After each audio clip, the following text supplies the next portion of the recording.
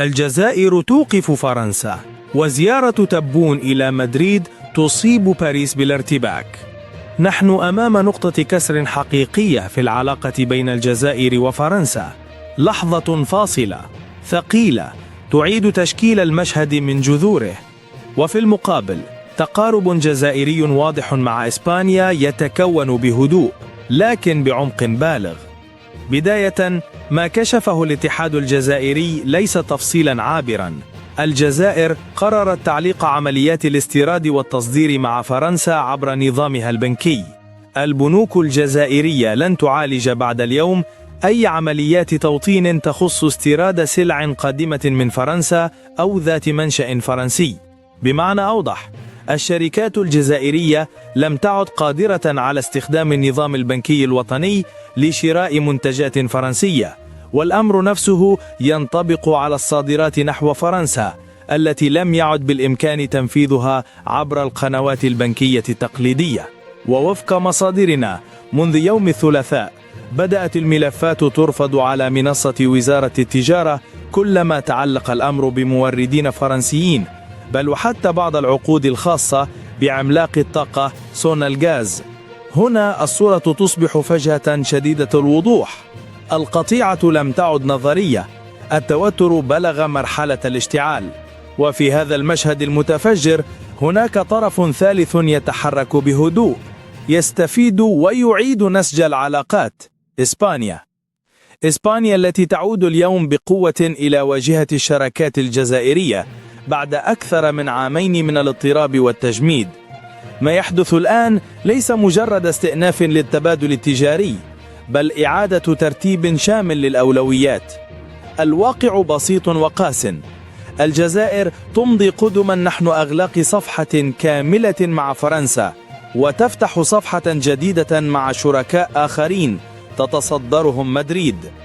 اكتبوا رأيكم في التعليقات، لكن دعونا نكون صريحين: رائحة أزمة كبرى بدأت تفوح.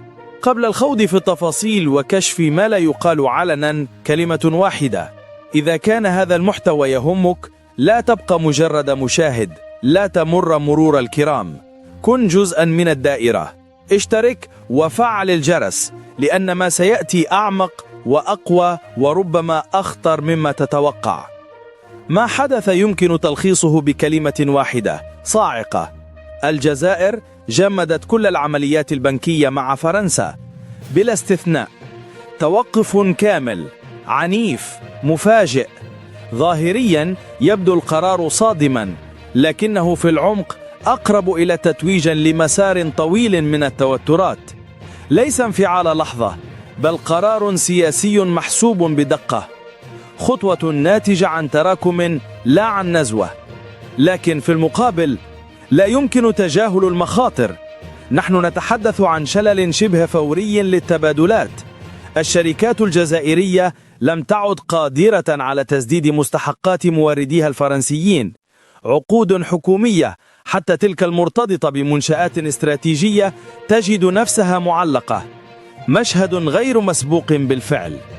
وهنا يطرح سؤال نفسه بقوة: هل نحن أمام ورقة ضغط مؤقت، رسالة تحذير، أم قطيعة استراتيجية شاملة لا رجعة فيها؟ الجواب يتجاوز فكرة المناورة.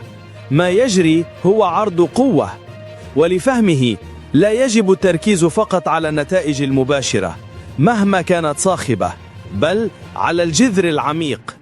من منظور الجزائر هناك حد واضح تم تجاوزه، ومنذ تلك اللحظة تغير كل شيء. العلاقات بين الجزائر وفرنسا لم تكن يوما بسيطة. تاريخ طويل مليء بالاحتكاكات، بسوء الفهم، وبملفات معلقة. لكن هذه المرة الأمر مختلف. الاختلاف ليس في عدد الخلافات، بل في طبيعتها. هذا التجميد البنكي ليس قرارا معزولا، هو الحلقة الأخيرة في تصعيد متدرج ومنهجي. البداية كانت بتوترات إدارية، ثم تصاعد في الخطاب السياسي وضغوط دبلوماسية خلف الستار. وعندما استنفذت كل الأدوات، جاء السلاح الأثقل: الاقتصاد. البعض يرى في ذلك ذريعة مثالية لإعادة تعريف علاقة ما بعد الاستقلال، علاقة وصفت طويلا بأنها غير متكافئة، والحقيقة التحليلان لا يتناقضان، أحدهما يغذي الآخر. الهدف الأعمق هو إعادة ضبط ميزان القوة وتكريس سيادة القرار. الجزائر بضربها في نقطة الألم تعلن نهاية مرحلة بكاملها، وفي الجغرافيا السياسية الفراغ لا يدوم. أول من تحرك لملء هذا الفراغ كانت إسبانيا، تحول مفاجئ يكاد يكون صادما. قبل أشهر قليلة فقط كانت العلاقات فاترة، واليوم نرى ذوبانا سريعا صامتا لكنه فعال، انعطاف حاد يرقى إلى بهلوانية دبلوماسية. كيف نفسر ذلك؟ بالبراغماتية الخالصة. إسبانيا تحتاج للاستقرار الطاقي، والجزائر لاعب لا يمكن تجاوزه. لا أحد يغامر بإطالة القطيعة مع شريك استراتيجي بهذا الوزن.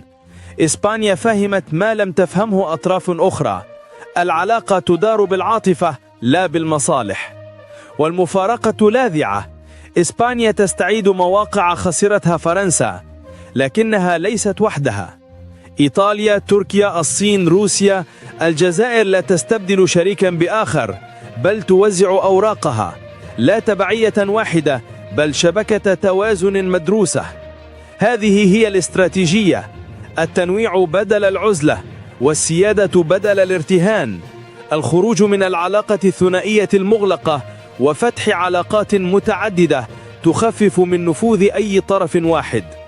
إيطاليا شريك طاقي بلا حمولة تاريخية، تركيا تحصد عقود بناحتية ضخمة، الصين تقود مشاريع استراتيجية كبرى، وروسيا تبقى مرجعا عسكريا تقليديا. كلها علاقات محسوبة، متوازنة، مختارة بعناية.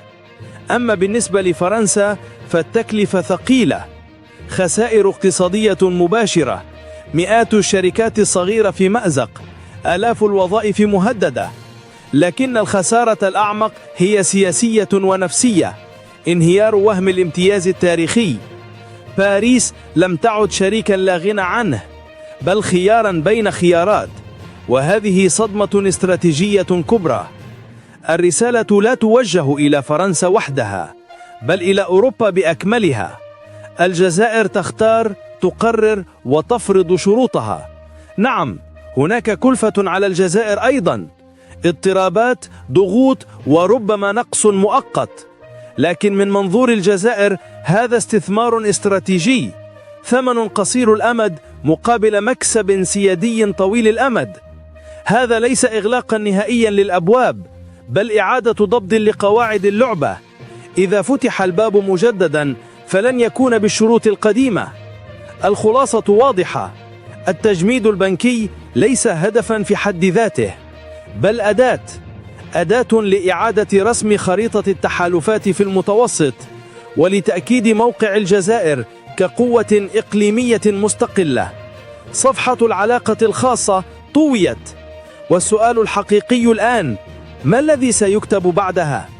وعند النظر من زاوية أوسع، ما يجري يتجاوز الجزائر وفرنسا.